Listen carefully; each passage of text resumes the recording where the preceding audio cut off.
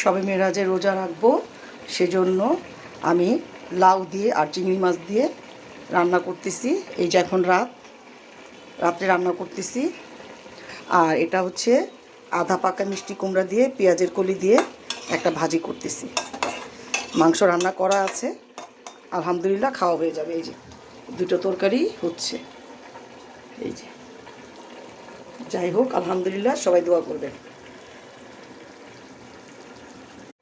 শবে মেরাজে রোজা রাখবো, সেজন্য আমি লাউ দিয়ে আর চিংড়ি মাছ দিয়ে রান্না করতেছি। এই যে এখন রাত্রে রান্না করতেছি। আর এটা হচ্ছে আধা পাকা মিষ্টি কুমড়া দিয়ে পেঁয়াজের কলি দিয়ে একটা ভাজি করতেছি। মাংস রান্না করা আছে, আলহামদুলিল্লাহ খাওয়া হয়ে যাবে। এই যে দুটো তরকারি হচ্ছে। এই যে যাই হোক, আলহামদুলিল্লাহ, সবাই দোয়া করবেন।